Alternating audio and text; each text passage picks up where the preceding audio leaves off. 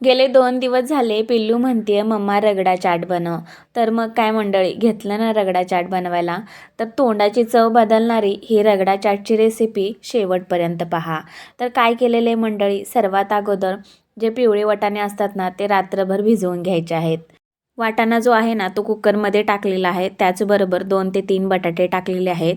हळद मीठ टाकून कुकरच्या आपल्याला 7 ते 8 शिट्ट्या करून घ्यायच्या आहेत.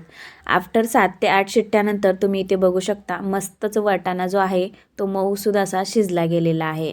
तर आपण स्मॅशरच्या साहाय्याने स्मॅश करून घेऊया बटाटा आणि वाटाणा. बटाटा आणि वाटाणा छान असं स्मॅश झालेलं आहे, तुम्ही बघू शकता व्हिडिओमध्ये. तर थोडंसं पाणी इथे मी वाढवलेलं आहे. तर अगदी अर्धा ग्लास पाण्याचा वापर इथे केलेला आहे. छान असं मिक्स करून घेऊया आणि परत एकदा हे आपल्याला गॅसवरती ठेवून द्यायचं आहे पातेलं. कुठल्याच ऑइलचा इथे मी वापर केलेला नाही आहे. अगदी साध्या आणि सोप्या पद्धतीने हा जो रगडा आहे तो बनवलेला आहे. तर रगडामध्ये टाकलेला आहे हळद पावडर, त्याचबरोबर जिरे पावडर आणि लाल तिखट टाकलेलं आहे.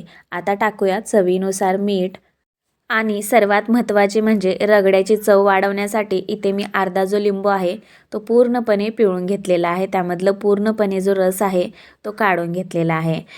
आणि झाली ना मंडळी चविष्ट अशी रगडा रेसिपी तयार. तर एका प्लेटमध्ये काढून घेऊया रगडा. दिसतोय ना कमाल. आता टाकूया हिरवी चटणी. तर हिरवी चटणीमध्ये मी वापरलेला आहे हिरवी मिरची, त्याचबरोबर कोथिंबीर, पुदिना आणि लसूण पाकळ्या. हे मिक्सरला वाटून घेतल्यानंतर ही जी हिरवी चटणी आहे ती तयार झालेली आहे. आता टाकूया यावरती आंबट गोड पाणी. आंबट गोड पाणी म्हणजेच चिंच आणि गुळाचं पाणी. ह्याने खूप छान चव येते. यानंतर टाकायचा आहे बारीक चिरलेला कांदा, त्याचबरोबर बारीक चिरलेला टोमॅटोसुद्धा. आणि मस्त वरतून शेवटी स्प्रेड करायची आहे खूप सारी बारीक शेव. आहाहा, कसला कमाल दिसतोय, तुम्ही इथं बघू शकता व्हिडिओमध्ये. आणखीन परत एकदा इथे स्प्रेड केलेली आहे हिरवी चटणी आणि आंबट गोड पाणी आणि सर्वात शेवटी यावरती जाणार आहे कोथिंबीर. मस्त बारीक चिरून कोथिंबीर स्प्रेड केलेली आहे.